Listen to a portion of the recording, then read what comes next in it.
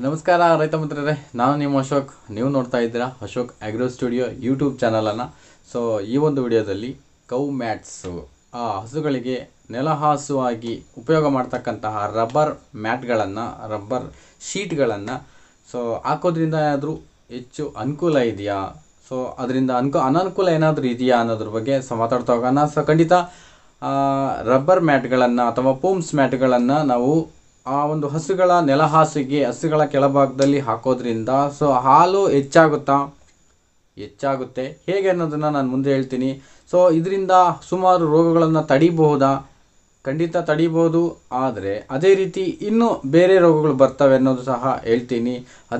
ಅದಾದ ನಂತರ ಸೊ ಇವು ಹಸುಗಳಿಗೆ ಎಷ್ಟು ಕಂಫರ್ಟು ಮತ್ತು ಎಷ್ಟು ಸೇಫ್ ಆಗಿದ್ದಾವೆ, ಅಂದರೆ ಇವು ಡೈರಿ ಫಾರ್ಮ್ಗೆ ಸೇಫಾ ಅಲ್ವಾ ಸೊ ಅನ್ನೋದನ್ನು ಸಹ ವಿಡಿಯೋದ ಒಂದು ಪೂರ್ತಿಯಲ್ಲಿ ನಾನು ಅಂದರೆ ಸಂಪೂರ್ಣ ವಿವರಣೆ ಕೊಡ್ತಾ ಹೋಗ್ತೀನಿ. ಸೊ ಅದಕ್ಕಿಂತ ಮುಂಚೆ ಯಾರೆಲ್ಲ ನಮ್ಮ ಒಂದು ವಿಡಿಯೋಗಳನ್ನು ಹೊಸದಾಗಿ ವಾಚ್ ಮಾಡ್ತಾ ಇದ್ದೀರಾ, ನೋಡ್ತಾ ಇದ್ದೀರಾ, ಸೊ ಅವರು ನಮ್ಮ ಒಂದು ವಿಡಿಯೋನ ನೋಡೋದಕ್ಕಿಂತ ಮುಂಚೆ ಸೊ ಒಂದು ಪಕ್ಕದಲ್ಲಿರುವಂತಹ ಒಂದು ಸಬ್ಸ್ಕ್ರೈಬರ್ ಬಟನನ್ನು ಕ್ಲಿಕ್ ಮಾಡಿಕೊಂಡು ದಯವಿಟ್ಟು ನೀವು ನಮ್ಮ ಚಾನಲ್ಗೆ ಸೊ ಸಬ್ಸ್ಕ್ರೈಬ್ ಮಾಡ್ಕೊಳ್ಳಿ. ಸಬ್ಸ್ಕ್ರೈಬರ್ ಆಗಿ ಆನಂತರ ಸೊ ನಮ್ಮ ಒಂದು ಎಲ್ಲ ವಿಡಿಯೋಗಳನ್ನು ನೀವು ನೋಟಿಫಿಕೇಷನ್ ಆಗಿ ಸೊ ಪಡಿಬಹುದು. ಫಸ್ಟ್ ನೀವೇ ವ್ಯೂವರ್ ಆಗಬಹುದು. ಸೊ ಖಂಡಿತ ನಿಮಗೆ ಈ ಮಾಹಿತಿ ತುಂಬಾ ಇಷ್ಟ ಆಗುತ್ತೆ. ಯಾಕೆ ಅಂತಂದರೆ ಇದು ವ್ಯಾಲ್ಯೂಬಲ್ ಇನ್ಫಾರ್ಮೇಷನ್ ಆಗಿದೆ ಅಂತ ಸೊ ನನಗನ್ಸುತ್ತೆ. ಕೊನೆಯ ತನಕ ನೀವು ವಿಡಿಯೋನ ವಾಚ್ ಮಾಡಿ, ಖಂಡಿತ ನಿಮ್ಗದು ವ್ಯಾಲ್ಯೂಬಲ್ ಇನ್ಫಾರ್ಮೇಷನ್ ಅನಿಸಿದೆ ಖಂಡಿತ ಒಂದು ಲೈಕ್ ಮಾಡಿ. ಸೊ ಹಾಗೆ ಮಾತ್ರ ಮರಿಬೇಡಿ, ಲೈಕ್ ಮಾಡೋದನ್ನು ಮರಿಬೇಡಿ. ಓಕೆ, ನಾನು ವಿಡಿಯೋನ ಲೆಂತ್ ಮಾಡೋದು ಬೇಡ. ಸೊ ನಾವು ವಿಡಿಯೋಕ್ಕೆ ಎಂಟ್ರಿ ಆಗೋದಾದರೆ ಸೊ ಮ್ಯಾಟ್ಗಳಲ್ಲಿ ಎಷ್ಟು ವಿಧದಲ್ಲಿ ಮ್ಯಾಟ್ಗಳಿವೆ, ಸೊ ಅವು ಇಂಪೋರ್ಟ್ ಮಾಡ್ಕೋಬೇಕಾ ಹೊರಗಡೆಯಿಂದ ಅಥವಾ ನಮ್ಮ ದೇಶದಲ್ಲಿ ಇದಾವ? ಓಕೆ, ಇದ್ದರೆ ಯಾವ್ಯಾವ ಕಂಪ್ನಿ ಮ್ಯಾಟ್ಗಳನ್ನು ಸಪ್ಲೈ ಮಾಡುತ್ತೆ, ಸೊ ಏನು ಕಾಸ್ಟಲ್ಲಿ ಇರುತ್ತೆ, ಏನು ಸೈಜಲ್ಲಿ ಇರುತ್ತೆ, ಸೊ ಯಾವ ರೀತಿ ನಾವು ತರಿಸ್ಕೋಬೇಕು, ಸೊ ಇವುಗಳನ್ನು ಸಹ ಹೇಳ್ತಾ ಹೋಗ್ತೀನಿ. ಸೊ ಫಸ್ಟ್ ಆಫ್ ಆಲ್ ಬಂದಿಲ್ಲಿ 2 ಟೈಪ್ಸ್ ಆಫ್ ಮ್ಯಾಟ್ಸ್ ಇರುತ್ತೆ. ಅಂದರೆ ಒಂದೊಂದು ರಾಜ್ಯದಲ್ಲಿ ಒಂದೊಂದು ಕಂಪನಿ ವಿವಿಧ ರೀತಿಯಲ್ಲಿ ಉತ್ಪಾದನೆ ಮಾಡ್ತಾ ಹೋಗ್ತದೆ. ಸೊ ಅದರಲ್ಲಿ ಪೂ ಮ್ಯಾಟ್ಸ್ ಇರುತ್ತೆ ಮತ್ತು ರಬ್ಬರ್ ಮ್ಯಾಟ್ಸ್ ಇರುತ್ತೆ, ಪ್ಯೂರ್ ರಬ್ಬರ್ ಮ್ಯಾಟ್ಸು. ಸೊ ಪೂ ಮ್ಯಾಟ್ಸ್ ಅಂತಂದರೆ ಇವು ತುಂಬ ಸ್ಮೂತ್ನೆಸ್ಸನ್ನು ಕೊಡ್ತವೆ. ಆ್ಯಸ್ ಇಟ್ ಈಸ್ ನಮ್ಮ ಒಂದು ತುಂಬ ಸ್ಮೂತ್, ಅಂದರೆ ಪ್ರೆಸ್ ಮಾಡಿದ್ರೆ ಪ್ರೆಸ್ ಆಗುವಂತಹ ಸ್ಮೂತ್ನೆಸ್ ಇರುತ್ತೆ. ಲೈಫ್ ಟೈಮ್ ಕಡಿಮೆ ಇರತಕ್ಕಂಥದ್ದು. ಇದರಲ್ಲಿ 15 mm ಇರುತ್ತೆ, 20 mm ಇರುತ್ತೆ, 25 mm ಇರುತ್ತೆ. ಸೊ ಬಟ್ ಪೂ ಮ್ಯಾಟ್ಸ್ ಏನಂತ ಅಂದರೆ ಸೊ ಕಾಲಿಟ್ಟಾಗ ಅದು ಪ್ರೆಸ್ ಆಗುವ ಚಾನ್ಸಸ್ ಹೆಚ್ಚಾಗಿರುತ್ತೆ. ಸೊ ಇದಕ್ಕೆ ಲೈಫ್ ಅನ್ನೋದು ಕಡಿಮೆ ಇರುತ್ತೆ. ಸೊ ದರನೂ ಸಹ ಅಷ್ಟೇ ಕಡಿಮೆ ಇರುತ್ತೆ. ಸೊ ಯಾವುದಕ್ಕೆ ಲೈಫ್ ಇರಲ್ವೋ ಸೊ ಅದಕ್ಕೆ ಕಾಸ್ಟ್ ಅನ್ನೋದು ಕಡಿಮೆ ಇರುತ್ತೆ. ಸೊ ನೀವು ನೋಡ್ಬೋದು ಬ್ಯಾಕ್ ಸೈಡಲ್ಲಿ ಸೊ ಪೂ ಮ್ಯಾಟ್ಸ್, ಆ ಒಂದು ಬ್ಲೂ ಕಲರಲ್ಲಿ ಕಾಣುವಂತಹ ಪೂ ಮ್ಯಾಟ್ಸನ್ನು ನಾವು ಕಾಣಬಹುದು. ಸೊ ಇನ್ನೊಂದು ಬಂದುಬಿಟ್ಟು pure rubber mats. So rubber mats ಇವು ಅದು ಹೇಳಿದಂತೆ 15 mm ಇರುತ್ತೆ, 20 mm ಇರುತ್ತೆ, 25 mm ಇರುತ್ತೆ. ಸೊ ಇವು ಕನಿಷ್ಠ 8-10 kg ಇಂದ 45 kg ತನಕ ವೆಯ್ಟ್ ಬರುವಂತಹ ಹೆವಿ ಕ್ವಾಲಿಟಿ ರಬ್ಬರ್ ಮ್ಯಾಟ್ಸನ್ನು ಸಹ ನೋಡ್ಬೋದು. ಸೊ ಯಾಕೆ ಹೆವಿ ಕ್ವಾಲಿಟಿ ರಬ್ಬರ್ ಮ್ಯಾಟ್ಸನ್ನು ಯೂಸ್ ಮಾಡಬೇಕಂದ್ರೆ ನಮ್ಮ ಡೈರಿ ಫಾರ್ಮ್ಗಳಲ್ಲಿ ಭಾರಿ ಗಾತ್ರದ, ಭಾರಿ ತೂಕದ ಪ್ರಾಣಿಗಳನ್ನು ನಾವು ಸಾಕಿರೋದ್ರಿಂದ ಸೊ ಎಮ್ಮೆಗಳಿಗೂ ಯೂಸ್ ಮಾಡ್ಬೋದು, ಹಸುಗಳಿಗೂ ಯೂಸ್ ಮಾಡ್ಬೋದು. ಸೊ ಎಮ್ಮೆಗಳಿಗೆ ನೀವು ಯೂಸ್ ಮಾಡೋದೇ ಆದರೆ ಸೊ ಈ ಒಂದು 25 mm ಇರುವಂತಹ 40ರಿಂದ 45 kg ತೂಕ ಇರುವಂತಹ ಈ ರಬ್ಬರ್ ಮ್ಯಾಟ್ಸನ್ನು ನೀವು ಯೂಸ್ ಮಾಡ್ಬೋದು. ಆ ಒಂದು ರಬ್ಬರ್ ಮ್ಯಾಟ್ಸು ಕನಿಷ್ಠ ನಿಮಗೊಂದು 8ರಿಂದ 10 ವರ್ಷ ಲೈಫ್ ಆದರೂ ಸಹ ಕೊಡುತ್ತೆ. ಸೊ ಅದರಿಂದ ನೀವು ಯೂಸ್ ಮಾಡಬಹುದು ರಬ್ಬರ್ ಮ್ಯಾಟ್ಸ್. ಯಾವುದನ್ನು 25 mm ಇರುವಂತಹ ಇದರಲ್ಲಿ ನಿಮಗೆ ಅಳತೆಗಳು ಬಂದುಬಿಟ್ಟು 6/4 ಸಿಗುತ್ತೆ, 5/6 ಸಿಗುತ್ತೆ, 5/8 ಸಿಗುತ್ತೆ, 4/8 ಸಿಗುತ್ತೆ. ಸೊ ನಮ್ಮ ಒಂದು ಡೈರಿ ಫಾರ್ಮ್ಗೆ, ನಮ್ಮ ಒಂದು ಹಸುಗಳ ಸಂಖ್ಯೆಗೆ ಅನುಗುಣವಾಗಿ, ನಮ್ಮ ಒಂದು ಶೆಡ್ನ ಒಂದು ಸೈಜಿಗೆ ಅನುಗುಣವಾಗಿ ನಾವು ಆ ಒಂದು ಮ್ಯಾಟ್ಗಳನ್ನು ಹಾಕ್ಕೋಬೇಕಾಗುತ್ತೆ.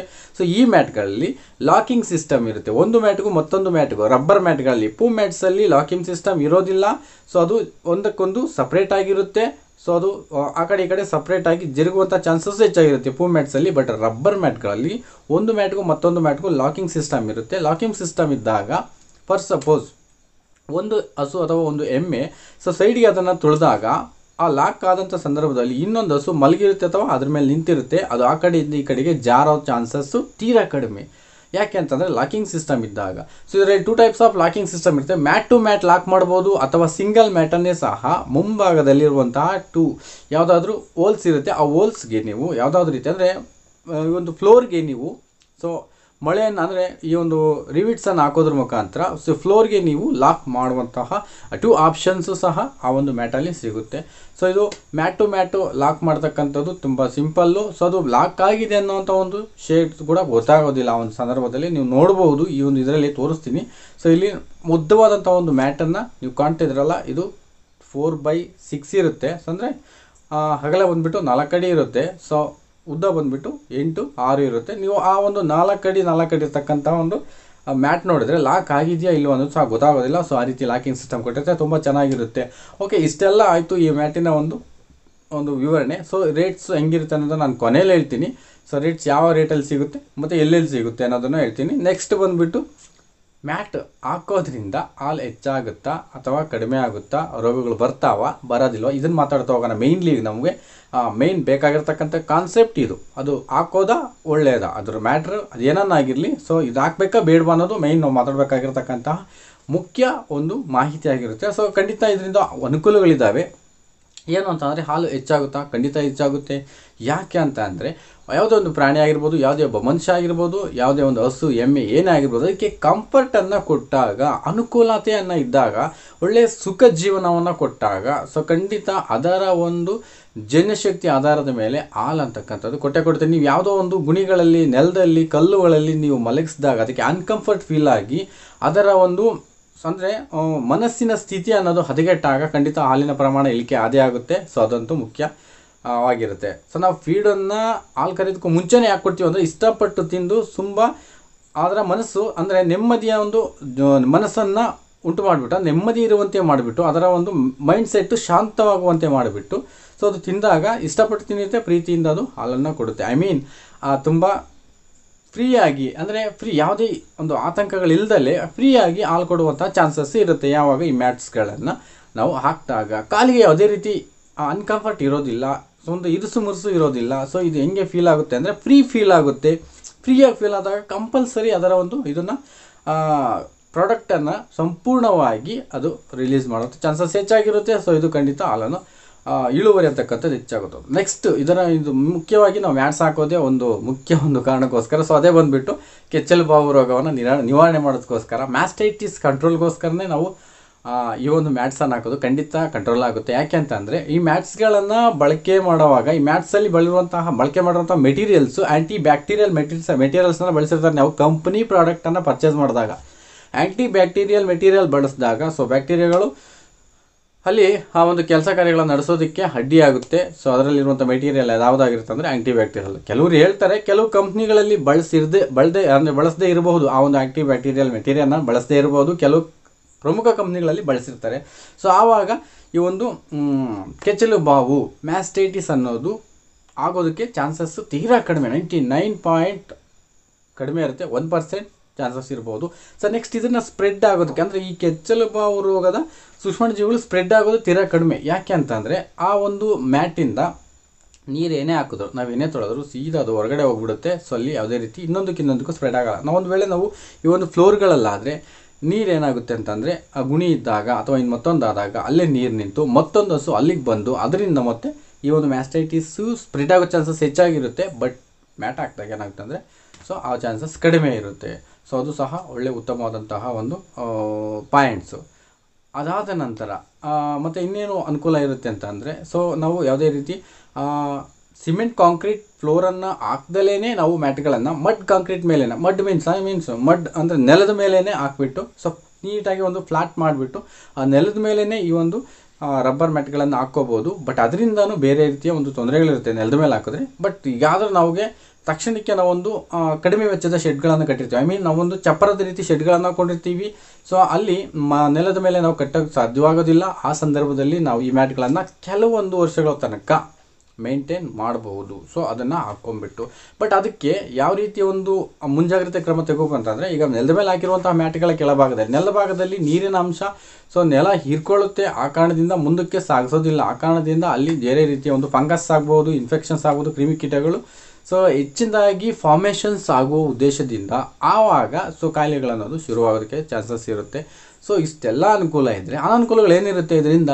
ಸೊ ಏನು ಅನಾನುಕೂಲ ಆಗ್ಬೋದು ಅಂದರೆ ಮ್ಯಾಟ್ಗಳನ್ನು ಬಳಸೋದ್ರಿಂದ ಸೊ ಇದರ ಮೇಲೆ ಸಗಣಿ ಪದೇ ಬೀಳ್ತಾ ಇರುತ್ತೆ. ನಾವು ಅದನ್ನು ಅದರ ಒಂದು ಸಗಣಿ ತೆಗೆಯುವ ಸಾಧನಗಳಿಂದ ಎಳೆದು ಸೊ ಇದು ಸಹ ಸುಮಾರು ದಿನಗಳ ನಂತರ ಸ್ಮೂತ್ ಆಗುವಂತಹ ನೈಸ್ ಆಗುವಂತಹ ಚಾನ್ಸಸ್ ಹೆಚ್ಚಾಗಿರುತ್ತೆ. ನೈಸ್ ಆದಾಗ ಏನಾಗುತ್ತೆ ಅಂದರೆ ಆಟೋಮೆಟಿಕ್ ಕಾಲುಗಳು ಜಾರ್ತವೆ, ಆ ಕಡೆ ಈ ಕಡೆ ಕಾಲು ಮುರ್ಕೊಳ್ಳುವಂಥ ಚಾನ್ಸಸ್ ಇರುತ್ತೆ. ಬಟ್ ಕೆಲವು ವರ್ಷಗಳ ನಂತರ ಹಾಕಿದ ತಕ್ಷಣ ಅಲ್ಲ, ಸ್ವಲ್ಪ ವರ್ಷಗಳ ನಂತರ ಸೊ ಆ ಒಂದು ಸಗಣಿಯನ್ನು ಯಾವಾಗಿಂದ ಆವಾಗ ಸಗಣಿ ತೆಗಿತಾ ಇದ್ದರೆ ಸೊ ಸಮಸ್ಯೆ ಇರೋದಿಲ್ಲ. ಸೊ ಅದನ್ನು ಮೇಂಟೈನ್ ಮಾಡ್ಬೋದು. ಅದರ ನಂತರ ಈಗ ನಾನು ಹೇಳಿದೆ ಮಣ್ಣಿನ ಒಂದು ಫ್ಲೋರ್ ಮೇಲೆ ಹಾಕಿದಾಗ ಸೊ ಕೆಳಗಡೆ ಏನಾಗುತ್ತೆ ಅಂದರೆ ಆ ಒಂದು ನೀರು ಸ್ಟೋರೇಜ್ ಆಗಿ ಸೊ ನಿಂತು ಮುಂದೆ ಹೋಗ್ದಲೆ ಸೊ ಅಲ್ಲಿ ಒಂದು ಫಂಗಸ್ ಬ್ಯಾಕ್ಟೀರಿಯಾ ಫಾರ್ಮೇಷನ್ಸ್ ಆಗುವ ಚಾನ್ಸಸ್ ಹೆಚ್ಚಾಗಿರುತ್ತೆ. ಇದರಿಂದ ಏನಾಗುತ್ತೆ ಅಂದರೆ ಬೇರೆ ರೀತಿ ರೋಗಗಳು ಬರ್ತವೆ. ಅದಾದ ನಂತರ ಈಗ ಹಾಲು ಕರಿತಕ್ಕಂತಹ ಒಂದು ವಿಧಾನದಲ್ಲಿ ನಾವು ಆಟೋಮೆಟಿಕ್ಕಾಗಿ ಕರೆದಾಗ ಮ್ಯಾಟ್ ಮೇಲೆ ಅಷ್ಟೋ ಇಷ್ಟೋ ಹಾಲು ಬಿದ್ದೇ ಬೀಳುತ್ತೆ. ಸೊ ಅದು ನಿಮ್ಗೆ ಗೊತ್ತಿರುವಂಥ ವಿಷಯ. ಹಾಲು ಬಿದ್ದಂತಹ ಜಾಗದಲ್ಲಿ ಕಂಪಲ್ಸರಿ ಈ ಒಂದು ಬ್ಯಾಕ್ಟೀರಿಯಾ ಅಥವಾ ಫಂಗಸ್ ಫಾರ್ಮೇಷನ್ಸ್ ಆಗುತ್ತೆ. ಅದರಲ್ಲೂ ಬ್ಲ್ಯಾಕ್ ಫಂಗಸ್. ನೀವು ಕ್ಯಾನ್ಗಳನ್ನು ನೋಡಿ, ಪ್ಲಾಸ್ಟಿಕ್ ಹಾಲಿನ ಕ್ಯಾನ್ಗಳನ್ನು ನೋಡಿ, ಅದನ್ನು ನೀಟಾಗಿ ನಾವು ಶುದ್ಧಿ ಮಾಡಿಲ್ಲ ಅಂತ ಅಂದರೆ ಬ್ಲ್ಯಾಕ್ ಟೈಪ್ ಆಫ್ ಫಂಗಸ್ ಅನ್ನೋದು ಅದರೊಳಗಡೆ ಇಂಪ್ರೂವ್ಮೆಂಟ್ ಆಗಿರುತ್ತೆ. ಸೊ ಅದೇ ರೀತಿ ಮ್ಯಾಟ್ಗಳಲ್ಲೂ ಆಗುವಂಥ ಚಾನ್ಸಸ್ ಹೆಚ್ಚಾಗಿರುತ್ತೆ. ಒಂದು ವೇಳೆ ಅದಾದರೆ ಕೆಚ್ಚಲು ಬಾವು ಆಟೋಮೆಟಿಕ್ ಆಗುತ್ತೆ. ಸೊ ಹಾಲು ಕರೆದಾಗ ಬಿದ್ದಂತಹ ಹನಿಗಳಿಂದ ಏನಾದರೂ ಫಂಗಸ್ ಫಾರ್ಮೇಷನ್ಸ್ ಆದರೆ ಅದು ತೊಂದರೆ ಆಗುತ್ತೆ. ಸೊ ನಾವು ನೀಟಾಗಿ ತೊಳಿಬೇಕು, ಶುಚಿ ಇಟ್ಕೋಬೇಕು. ಓಕೆ, ಇದನ್ನು ಯಾವ ರೀತಿ ಕಂಟ್ರೋಲ್ ಮಾಡಬೇಕು? ಈ ಒಂದು ಫ್ಲೋರ್ ನೆಲದ ಮೇಲೆ ಹಾಕಿರುವಂಥ ಮ್ಯಾಟ್ಗಳನ್ನು ನಾವು ಯಾವ ರೀತಿ ಕ್ಲೀನ್ ಮಾಡಬೇಕು ಅಂದರೆ ಖಂಡಿತ ನೀವು ಅದಕ್ಕೆ ಸುಣ್ಣ ಅಥವಾ ಕಾಸ್ಟಿಕ್ ಸೋಡಾವನ್ನು ಬಳಸಬೇಕಾಗುತ್ತೆ. ಕಾಸ್ಟಿಕ್ ಸೋಡಾ ಸುಣ್ಣವನ್ನು ಬಳಸಿದಾಗ ಯಾವುದೇ ರೀತಿ ಫಂಗಸ್ ಆಗಲಿ ಇನ್ನೊಂದಾಗಲಿ ಮತ್ತೊಂದಾಗಲಿ ಇರೋದಿಲ್ಲ. ಸೊ ಎಲ್ಲನೂ ಸಹ ತುಂಬ ಸರ್ವನಾಶ ಆಗುತ್ತೆ. ಅದೇ ರೀತಿ ನಮ್ಮ ಈ ಒಂದು ಫೀಡರ್ಸ್ ಇರ್ತಾವಲ್ಲ, ಆ ಫೀಡರ್ಗಳಿಗೂ ಸಹ ಏನಾದರೂ ಗೋಡೆ ಇದ್ದರೆ ಸೊ ಅದಕ್ಕೂ ಸಹ ನಾವು ಸುಣ್ಣವನ್ನು ಬಳಕೊಂಡ್ರೆ ಖಂಡಿತ ಯಾವುದೇ ರೀತಿಯ ಒಂದು ಬ್ಯಾಕ್ಟೀರಿಯಾ ಅಥವಾ ಫಂಗಸ್ಸು ಬರೋದಕ್ಕೆ ಚಾನ್ಸಸ್ ಇರೋದಿಲ್ಲ. ಸೊ ಆ ರೀತಿ ಅದನ್ನು ನಾವು ತೆಗೆದು ಹಾಕಬಹುದು, ಖಂಡಿತ ಅದನ್ನ ಮಾಡ್ಬೋದು. ಸೊ ಇನ್ನು ಮೇಯ್ನ್ಲಿ ನಾನು ಮಾಡಿರುವಂತಹ ಒಂದು ಪಾಯಿಂಟ್ಸ್ಗಳಲ್ಲಿ ಮುಖ್ಯವಾಗಿ ಇನ್ನೇನೇನೋ ಇರುತ್ತೆ ಅಂತ ಅಂದರೆ ಸೊ ಆ ರೀತಿಯಾಗಿ ಫಂಗಸ್ ಫಾರ್ಮೇಷನ್ಸ್ ಆಗೋದನ್ನು ಒಟ್ಟಲ್ಲಿ ಪ್ರತಿ ವಾರನೂ ನಾವು ಅದನ್ನು ಕ್ಲೀನ್ ಮಾಡಿಕೊಂಡ್ರೆ ಒಳ್ಳೆಯದು. ಪ್ರತಿ ವಾರ ಕ್ಲೀನ್ ಮಾಡೋದು ಮೀನ್ಸ್ ಆ ಒಂದು ಶೆಡ್ಡಿಂದ ಮ್ಯಾಟ್ಗಳನ್ನು ತೆಗೆದು ಬಿಸಿಲಿಗೆ ಹಾಕ್ತಕ್ಕಂಥದ್ದು. ಸೊ ಅಲ್ಲಿ ಕೆಳಗಡೆ ಬಿದ್ದಿರುವಂತಹ ಕೆಳಗಡೆ ಆ ಮ್ಯಾಟಿನ ಕೆಳಭಾಗದಲ್ಲಿ ಏನೆಲ್ಲ ರೀತಿಯ ವೈರಸ್ ಇರುತ್ತೆ ಅದನ್ನೆಲ್ಲನ ಕ್ಲೀನ್ ಮಾಡಬೇಕಂದ್ರೆ ಹೇಳಿದ್ನಲ್ಲ, ಕಾಸ್ಟಿಕ್ ಸೋಡಾ ಅಥವಾ ಸುಣ್ಣವನ್ನು ಬಳಕೆ ಮಾಡಿ ಯೂಸ್ ಮಾಡ್ತಾ ಇದ್ದರೆ ಸೊ ಖಂಡಿತ ಯಾವುದಿಲ್ಲ. ಅಂದರೆ ಪ್ರತಿಯೊಂದು ವಸ್ತುವಿಗಾಗ್ಬೋದು ಮತ್ತೊಂದಕ್ಕಾಗ್ಬೋದು ಸರ್ವಿಸ್ ಅಂದರೆ ಡಿಪಾರ್ಟ್ಮೆಂಟು ಸರ್ವಿಸ್ ಅಂದರೆ ಈಗ ಮ್ಯಾಟ್ಗಳನ್ನು ತೆಗೆದು ಒಂದು ಡ್ರೈ ಪೀರಿಯಡ್ ಕೊಡ್ತಕ್ಕಂಥದ್ದು. ಸೊ ಹೊರಗಡೆಗೆ ಹಾಕಿದಾಗ ಬಿಸಿಲಿಗೆ ಹಾಕಿದಾಗ ಸೊ ಅದಕ್ಕೆ ಯಾವುದೇ ರೀತಿ ಇರೋಲ್ಲ, ಅದನ್ನ ನೀಟಾಗಿ ತೊಳೆದಾಗ ಅಥವಾ ಮತ್ತೊಂದು ಮಾಡಿದಾಗ ಸೊ ಆ ರೀತಿ ಮಾಡಿ ನಿಮ್ಮ ಒಂದು ಫಾರ್ಮನ್ನು ನೀವು ರಕ್ಷಣೆ ಮಾಡ್ಕೋಬೋದು. ಬಟ್ ಅಲ್ಲಿ ಮ್ಯಾಟ್ ಅನ್ನೋದು 99% ಸೊ ನಮ್ಮ ಡೈರಿ ಫಾರ್ಮ್ಗೆ ಖಂಡಿತ ಯೂಸ್ ಆಗುತ್ತೆ. ಸೊ ಯಾರಿಗೆಲ್ಲ ಈ ಮ್ಯಾಟ್ಗಳ ಒಂದು ಅವಶ್ಯಕತೆ ಇದೆ ಖಂಡಿತ ಇವ್ರು ಎಲ್ಲಿ ಕೊಂಡ್ಕೋಬೇಕು ಅಂತ ಅಂದರೆ ಸೊ ನಮ್ಮ ಕರ್ನಾಟಕದ ಆಲ್ ಓವರ್ ಪ್ರತಿಯೊಂದು ಕಡೆಗೂ ಸಿಗುತ್ತೆ. ನೀವು ಮೇಯ್ನ್ಲಿ ವಿಚಾರಿಸ್ಬೇಕಂತಕ್ಕಂಥದ್ದು ಈ ಒಂದು ಹಾರ್ಡ್ವೇರ್ ಅಂಗಡಿಗಳಲ್ಲಿಯೂ ಸಹ ಈ ಒಂದು ಸಿಗ್ತಾ ಇರುತ್ತೆ, ಬಟ್ ಕ್ವಾಲಿಟಿ ಕಡಿಮೆ ಇರಬಹುದು. ಕ್ಯಾಟಲ್ ಸಪ್ಲೈಯರ್ಸು ಇದ್ದಾರೆ, ಬೇಜಾನ್ ಕಡೆ ಎಲ್ಲರ ಹತ್ರನೂ ಸಿಗುತ್ತೆ. ಸೊ ನಿಮಗೆ ಸಿಗಲಿಲ್ಲ ಅಂತಂದರೆ ಖಂಡಿತ ಕಾಮೆಂಟ್ ಮಾಡಿ, ನಿಯರೆಸ್ಟ್ ಯಾರ್ಯಾರು ಇದ್ದಾರೆ ಅವ್ರ ಕಾಂಟ್ಯಾಕ್ಟ್ ನಂಬರ್ಗಳನ್ನು ಕೊಡ್ತೀನಿ.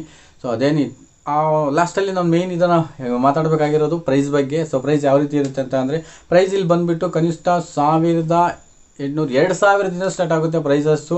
ಸೊ ಅದರ ಥಿಕ್ನೆಸ್ ಮೇಲೆ ಡಿಪೆಂಡ್ ಆಗಿರುತ್ತೆ. ಯಾವ್ಯಾವ ಮ್ಯಾಟ್ಗಳು ಎಷ್ಟೆಷ್ಟು ಥಿಕ್ನೆಸ್ ಇದ್ದಾವೆ, ಎಷ್ಟೆಷ್ಟು ಹಾರ್ಡ್ ಅಂದರೆ ಲೈಫ್ ಬರುವಂಥ ಮ್ಯಾಟ್ಗಳು ಸ್ವಲ್ಪ ಥಿಕ್ನೆಸ್ ದಪ್ಪ ಇರುತ್ತೆ, ವೆಯ್ಟ್ ದಪ್ಪ ಇರುತ್ತೆ, ಅವುಗಳಿಗೆ ಹೆಚ್ಚು ರೇಟ್ಗಳನ್ನು ಸೊ ಅಲ್ಲಿ ಕೋಟ್ ಮಾಡ್ತಾರೆ.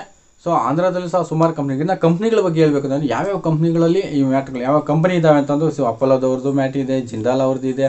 ಸೊ ಅದರಲ್ಲಿ ಇನ್ನೂ ಕೆಲವೊಂದು ಹರಿಯಾಣ ಶಕ್ತಿ ಇದೆ, ದೇಶ್ ಶಕ್ತಿ ಅಂತಿದೆ. ಸೊ ಈ ರೀತಿ ವಿವಿಧ ರೀತಿಯ ಒಂದು ಕಂಪನಿಯ ಹೆಸರುಗಳನ್ನು ಇಟ್ಕೊಂಡು ಮ್ಯಾಟ್ಗಳನ್ನು ಸಿದ್ಧ ಮಾಡಿದ್ದಾರೆ. ಸೊ ಖಂಡಿತ ನೀವು ಕೇರಳದವರೇ ಸಪ್ರೇಟ್ ಕೇರಳ ಮ್ಯಾಟ್ಗಳಿದ್ದಾವೆ, ರಬ್ಬರ್ ಮ್ಯಾಟ್ಸು. ಸೊ ಅವರು ಸಹ ಒಳ್ಳೆ ಉತ್ತಮ ರೀತಿಯ ಮ್ಯಾಟ್ಗಳನ್ನು ಸಪ್ಲೈ ಮಾಡ್ತಿದ್ದಾರೆ ಸುಮಾರು ಕಡೆ. ಈಗ ನೀವು ಎಲ್ಲೇ ಇರಲಿ ಹೊರಗಡೆಗೂ ಸಹ ಇವತ್ತು ಟ್ರಾನ್ಸ್ಪೋರ್ಟ್ ಮುಖಾಂತರನೇ ಅವರು ಕೊಡುವಂತಹ ಸಾಕಷ್ಟು ಜನ ಕ್ಯಾಟಲ್ ಪ್ರಾಡಕ್ಟ್ ಸಪ್ಲೈಯರ್ಸ್ ಇದ್ದಾರೆ. ಸೊ ಖಂಡಿತ ನಿಮಗೆ ಅವಶ್ಯಕತೆ ಸಿಕ್ಕಿರುತ್ತೆ, ನಿಮ್ಗೆಲ್ಲರೂ ಮ್ಯಾಕ್ಸಿಮಮ್ ಸಿಕ್ಕಿರುತ್ತೆ. ಸೊ ಸಿಗದೇ ಇದ್ದಕ್ಕಂಥವ್ರು ಎಲ್ಲಿ ಸಿಗುತ್ತೆ ಅಂತಂದರೆ ಕಾಮೆಂಟ್ ಮಾಡಿದ್ರೆ ಖಂಡಿತ ನಿಮ್ಮ ಒಂದು ನಿಯರೆಸ್ಟ್ ಲೊಕೇಶನ್ಸ್ಗೆ ಯಾವುದು ಸೂಟೇಬಲ್ ಅನ್ನುತ್ತೋ ಅದನ್ನು ನಿಮಗೆ ಕಾಮೆಂಟ್ ಮಾಡ್ತಾ ಹೇಳ್ತೀನಿ. ಸೊ ಒಟ್ಟಾರೆಯಾಗಿ ಮ್ಯಾಕ್ಸಿಮಮ್ ಓವರಾಲ್ ಅಂತ ಇದರ ಸಂಪೂರ್ಣ ಮಾಹಿತಿಯನ್ನು ನೋಡಿದಾಗ ಸೊ ಇದನ್ನು ಪರಿಗಣಿಸಿದಾಗ ಮ್ಯಾಟ್ಗಳು ಬೇಡವು ಅಂತಂದರೆ ಖಂಡಿತ ಬೇಕು ನಿಮ್ಮ ಡೈರಿ ಫಾರ್ಮ್ಗಳಲ್ಲಿ. ಸೊ ಖಂಡಿತ ಬಳಸಿ ಅವುಗಳ ಒಂದು ಕಂಫರ್ಟನ್ನು ನೀವು ಹೆಚ್ಚಿಸಿದಷ್ಟು ನಿಮಗೆ ಹಾಲಿನ ಇಳುವರಿ ಅಂತಕ್ಕಂಥದ್ದು ಹೆಚ್ಚಾಗುತ್ತೆ ಅನ್ನೋದು ನನ್ನ ಒಂದು ಅಭಿಪ್ರಾಯ ಆಗಿರುತ್ತೆ. ಸೊ ಖಂಡಿತ ನೀವು ಅದನ್ನು ಮಾಡ್ಕೊಳ್ಳಿ ಅಂತ ಹೇಳ್ತಾ ಓವರಾಲ್ ಈ ವಿಡಿಯೋ ನಿಮ್ಗೆ ಇಷ್ಟ ಆಗಿದೆ ಅಂದ್ಕೊಂಡಿದ್ದೀನಿ. ಇಷ್ಟ ಆಗಿರೋ ಪ್ರತಿಯೊಬ್ಬರು ಖಂಡಿತ ಒಂದು ಲೈಕನ್ನು ಕೊಡ್ತೀರ ಅಂತ ಹೇಳ್ತಾ ವಿಡಿಯೋನ ಎಂಡ್ ಮಾಡ್ತಾ ಇದ್ದೀನಿ. ಸೊ ನೆಕ್ಸ್ಟ್ ವಿಡಿಯೋಗಳಿಗೆ ಖಂಡಿತ ನೀವು ಪ್ರೋತ್ಸಾಹ ನೀಡಬೇಕು ಅಂತಂದರೆ ಲೈಕ್ ಮಾಡಲೇಬೇಕಾಗುತ್ತೆ. ಸೊ ಖಂಡಿತ thank you so much for every one.